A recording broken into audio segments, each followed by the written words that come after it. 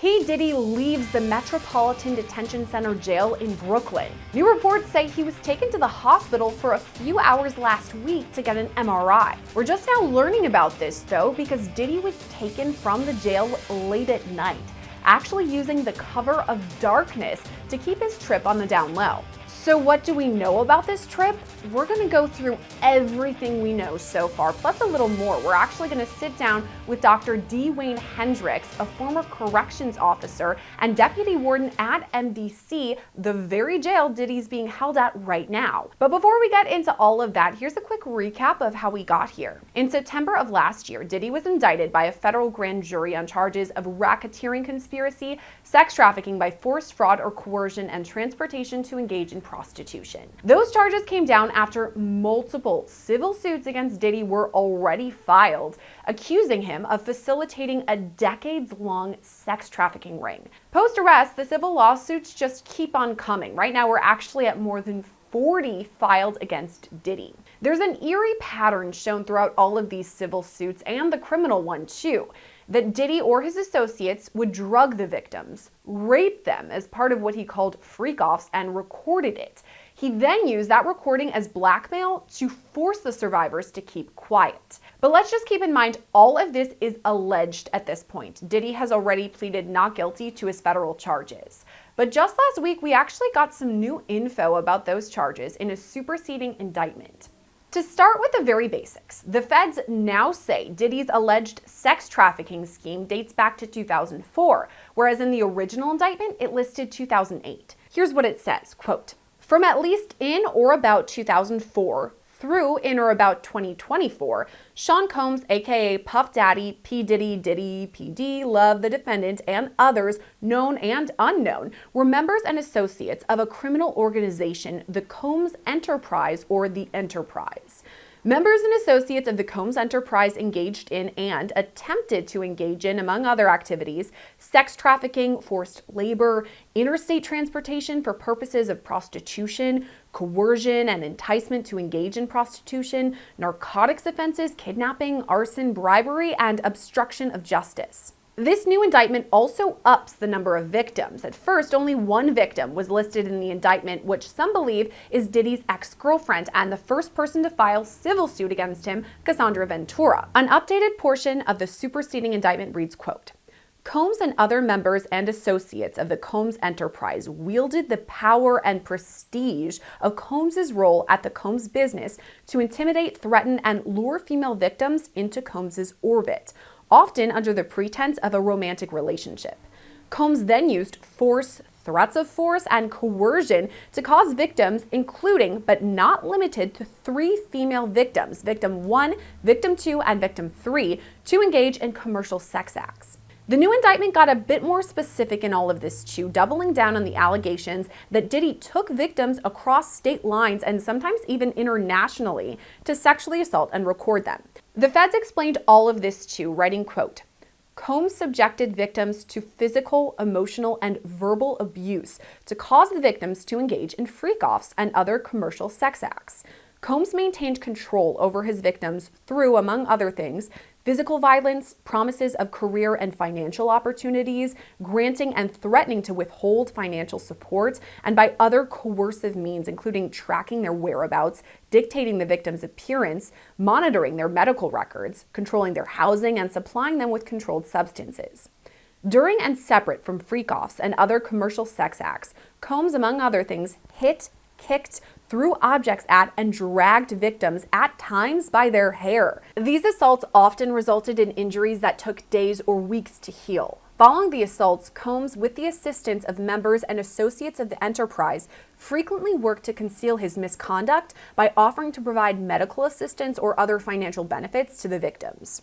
A different part of the indictment reads, quote, "When employees, witnesses to his abuse, or others threatened Combs's authority or reputation, Combs and members and associates of the enterprise engaged in acts of violence, threats of financial and reputational harm, and verbal abuse.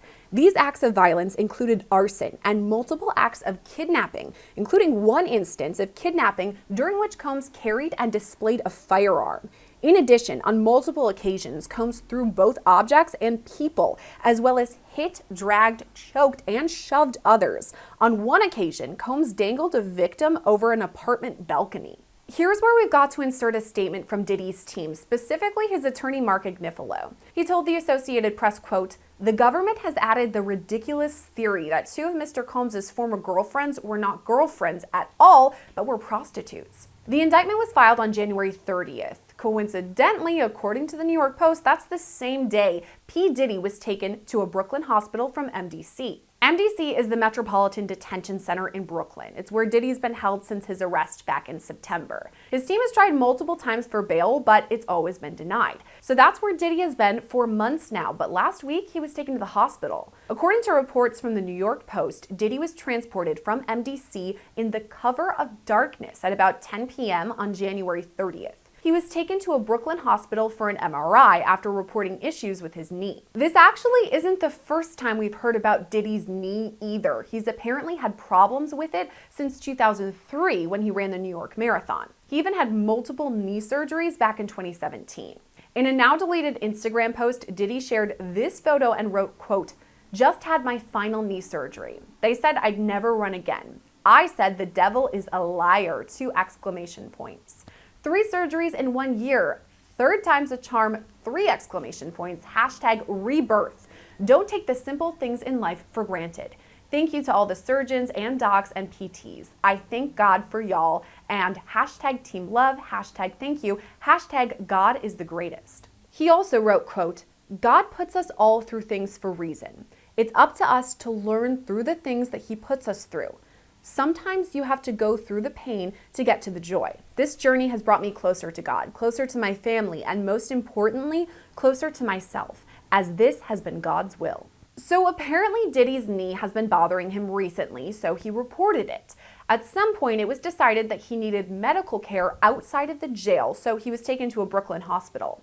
He was only gone for a couple of hours and came straight back to MDC after his MRI was finished. Diddy's attorney Mark Agnifilo told TMZ, quote, "I cannot comment on anything related to prisoner movements. Also, I'm not commenting on anything related to possible medical issues." A statement from the Federal Bureau of Prisons was released too. It says, quote, "For privacy, safety, and security reasons, we do not comment on the conditions of confinement for anyone in our custody, to include medical status or medical trips."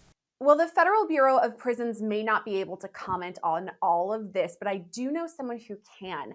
I'm going to bring in Dr. Dwayne Hendricks, a former corrections officer and deputy warden right there at MDC. Dwayne, thanks for coming on with us once again. You're a friend of the show and give us a great interview every time. And what I wanted to ask you about today is Diddy leaving MDC to go to the hospital. Is this a big undertaking? Not necessarily. Only in the format that it happened with him leaving later in the evening. Typically, inmates are given a physical within the first 14 days of their arrival, and if there's anything that indicates that needs immediate follow-up, the medical team there will follow up immediately. However, if there's some procedures or some sort of medical processes that need to go through that are not available at the institution, or they can't bring someone in like a specialist to come in to perform that medical process at the institution, they will schedule medical trips on a monthly basis, and there's a review team that goes over those trips every month. And but this particular process was a little bit different because, as you know, most doctors' offices and most folks that do MRIs and X-rays and things of that nature, they're on a normal work schedule, between, the normal business hours of maybe 10 o'clock and maybe 6 p.m.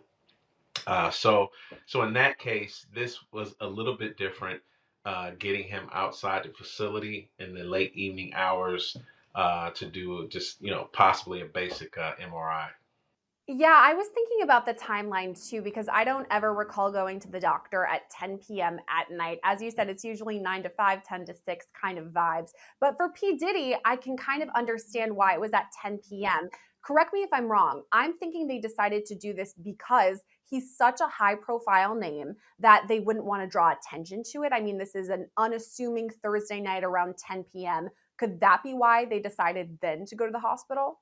Yes, and also, I mean, for a couple of reasons, staff. I mean, many correctional agencies are short-staffed, so when you're taking someone out with this high-profile person such as P. Diddy, I mean, just the nature of who he is going to cause a serious security concern because you're going to need to be able to stave off, onlookers, fans, media, and the like. And then you also got to think about the security of the hospital and their operations. I mean, people are there to try to get better. You have families there to visit their loved ones, and the last thing you need is somewhat a chaotic environment that's causing concern with security. Uh, and also, just most people don't know this, but he's actually under the primary custody. He's a U.S. what we call a U.S. Marshals inmate because he's on pretrial status. So the bureau, the agency, the Bureau of Prisons oversees, the operations with overseeing the inmates on a day-to-day basis. However, when they're in the hospital for an extended period of time, if there's no deal worked out between the local institution and the local marshal's office, it will be the marshal's responsibility to take custody of that particular inmate. So, but back to your original question, yes, he is definitely taken out at that time, and I'm sure this arrangement was made weeks in advance to make sure that that technician or that clinician was going to be available to take a look at whatever issues that he may be experiencing right now, so that way there's not a whole lot of onlookers, and then even with staff and other inmates, it gives them not an opportunity to make a call, to their family. Hey, I think Diddy's going out to the hospital right now. If anybody wants to take a look at him, head out there. And then I think the other thing, Sierra, is since there are no cameras in the courthouse throughout this process, we've only been getting the sketch artist views of their perspective of what he looks like. And I think people have been talking about him losing weight and different things of that nature. So I know folks will probably want to be able to get a photo of him to see what he actually looks like. And I mean, and if he does have issues with his legs, I mean, is he walking with a limp? Does he have a cat? Does he have a cane or anything like that? So yeah, I think that would be the reason why that they would make this take this measure, which I have never seen in my career. Someone taken out to the hospital at this time of night for something as basic as an MRI. Oh, that's interesting that this is the first time you've ever seen anything like this because there have been high profile inmates at MDC in the past, maybe not to the level of P. Diddy. You had a lot of answers in that one answer, so many different roads I could go down. And I agree with you 100%. People would want that photo. We would be talking about that photo today if for some reason we got it. So that's a super valid point. I wanted to go back to the very beginning though, because how does all of this start? Does P. Diddy go to one of the corrections officers and say, hey, my knee's really bothering me, I'm not feeling well? Would he go to an infirmary on site? What would the early process look like? So again, after that initial review of his current medical situation during his physical, and then there's follow up to that process if there's something found, immediately. But you have to understand daily there are medical staff walking through the units, doing what we call sit call and asking inmates, are they okay? And then you have folks that are walking around passing out meds and different things of that nature. And then he can also reach out to the medical team by what we call an inmate to staff correspondence form, whether electronically or in writing. And he can say, hey, I've had chronic issues with my knee for several years. And I'm saying there's reports that after he ran the New York City Marathon in 2003, that he had some ongoing issues with one of his knees. So that's how that initial process would start. And then and if it's nothing like emergent, because again, if his knee was bothering him to the point where he fell out or something like that in the evening, then obviously they would take him to the hospital right away. It wouldn't be a thing where they would schedule that out. But in terms of something that basic, uh, that would have to be looked at well in advance, and then they would make that appointment, and then reach out to the hospital staff and say, "Hey, you know, can you get someone that can one keep their mouth shut, that's going to be on schedule to work overtime or switch their schedule to do this particular procedure? Can they keep their mouth shut and not expose that, hey, we're going to bring him out into the community for a couple of hours to do this process. So there had to be some high level planning, not just at the local institution and the local hospital, but obviously probably at the regional office level and maybe even at the DOJ level, saying that, hey, this individual is going to be going out for a short period of time to make sure that they're taking care of these issues that he may or may not be having with his knee.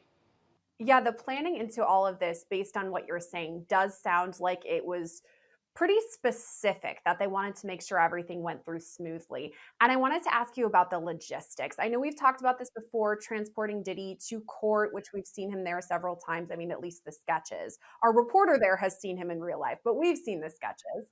As far as this goes, though, with him going to the hospital, is it different? I mean, would he be in his jumpsuit? Would he have cuffs?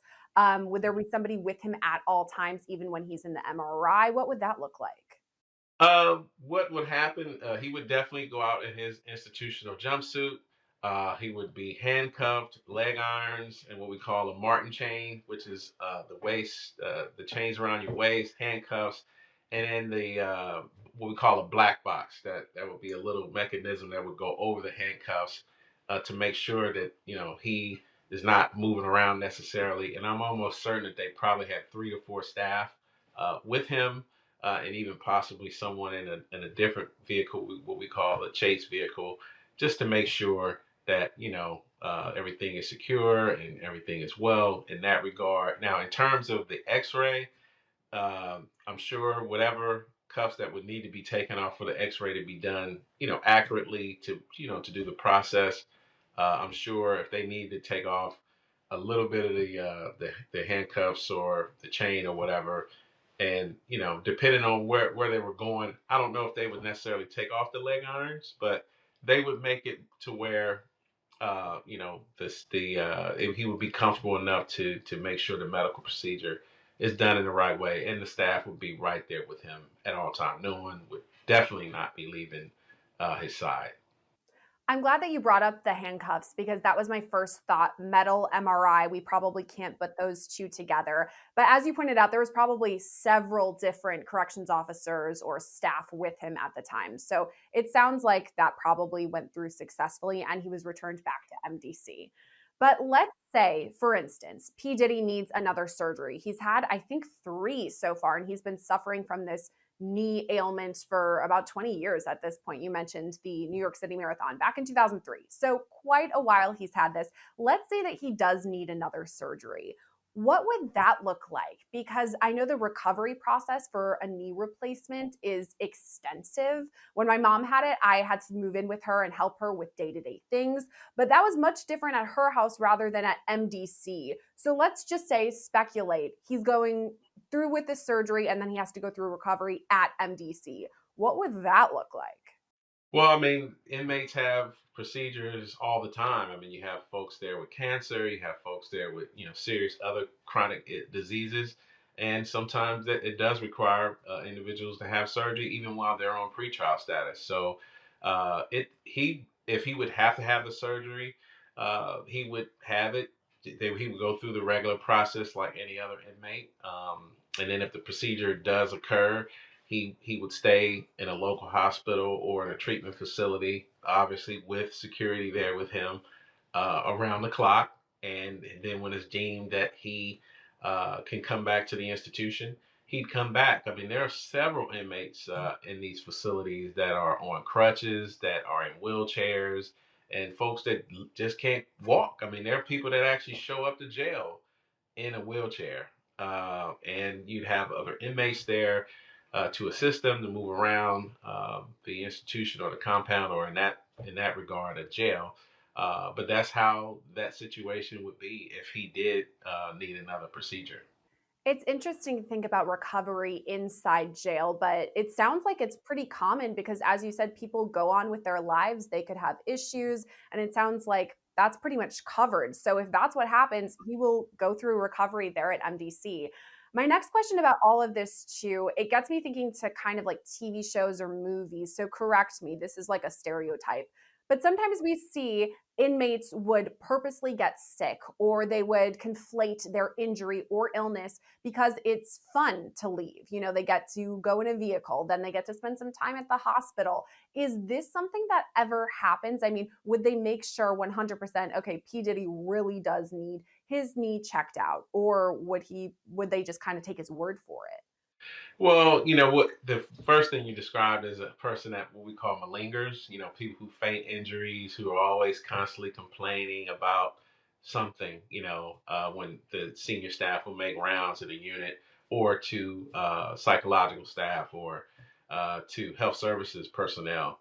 Um, yeah, I mean that does happen. However, you got to keep in mind he has to have all persons have to have a physical within those 14 days, and then by him having chronic knee issues, I mean obviously they can validate that per se, and then again it would be a process for them to follow up to schedule those appointments because like you said, some people do want to get a break and just get out of the institution for a little bit, and get away from the day-to-day noise and just being in a cell or being around other inmates for a while, maybe even eat a little bit different food. But because remember, there was a story about a month or so ago about him just wanting to go because he wasn't feeling well. And he had to do meditation to calm down, and they didn't take him out for that. So, and I'm not saying that because I can tell you, we've sent inmates out to the hospital for hangnails or, hurting their pinky playing flag football or basketball in the unit, that kind of thing. But when it comes to individuals with a high profile nature and the security concerns that this particular person would cause, I mean, there's so many different conversations that are happening before a decision is made to take him or someone else high profile in that building out before they did that. So it would be very difficult for him to malinger and create a situation where he'll just leave just because he wants to get out for a few minutes. So if they took him out, it was for a reason. And we have seen in the past, he's posted photos of him on Instagram where he's in the hospital. This is an ongoing thing pre his arrest or any allegations. We did hear about this knee issue. So it does sound like it is a legitimate issue that he's been dealing with for some time. And if that's the case, let's say that he's in super amount of pain. A traditional doctor would probably prescribe some pain medicine like opioids or narcotics, which are pretty, I would say, coveted in jail. You don't want to get those in the wrong hands. So, would there be extra eyes on a prescription if he was given something like that to make sure he is the one taking them and no one else has access? Well, I will tell you, each institution has their own pharmaceutical staff, and those meds are highly protected in that facility.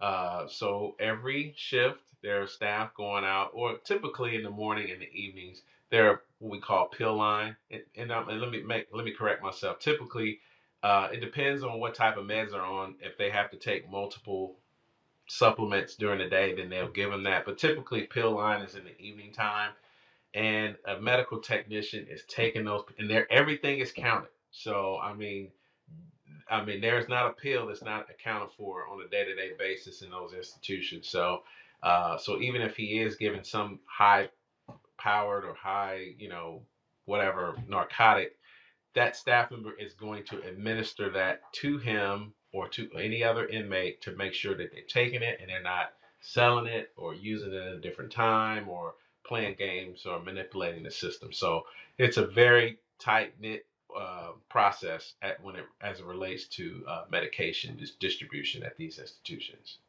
There really is so much to think about, down to these inmates receiving their prescription or them going to the doctor for their visits. Really a lot going on. And it sounds like you know a lot about it. So I want to ask you one more question about all of this. P. Diddy being the high profile celeb that he is, we've talked about this throughout the entire interview. It's the basis for it, the fact that he left at 10 p.m. and there were these specific or special, rather, procedures to get him there. Let's say he does need a follow up appointment of some sort. Would you think a similar situation would happen around 10 p.m. in the evening? Maybe keep the hospital open late, a special doctor or something there to see him and to ensure that these people wouldn't talk about him or violate any sort of HIPAA law? I mean, I guess I'm just wondering, what would the next appointment look like? It probably would look similar and maybe at a different time. Could be early in the morning or even later in the evening or in the middle of the night, just to keep everybody off their toes. Because at the end of the day, it's about maintaining safety and security. One, for the staff, and two, for Mr. Combs and in the general public at large. So, whatever measures that needs to be taken to keep things off balance, I think that would be something that would be important to everybody involved. And then with his trial coming up, and if he does need that surgery, I mean, no, all those things will come into consideration, because obviously you don't want to be in the hospital in the middle of your trial. So they would probably try to come up with some sort of treatment plan for him, if it's that serious, to make sure, if surgery is needed, they can maybe put it off, or maybe his trial is postponed or something like that. But all those things will be worked out over the next couple of months, depending on what his condition is right now. Really a lot to think about. But Dr. Dwayne Hendricks, thanks for coming on with us today and explaining this entire process to us. Thank you. Unclear what's ahead for Diddy's medical care or his treatment, but we do know when we'll see him again. That's back in federal court on February 17th for a motions hearing. Another reminder, though, that the charges against Diddy are currently only allegations. He's maintained his innocence and has pleaded not guilty in this case. Reporting for Law&Crime, I'm Gillespie.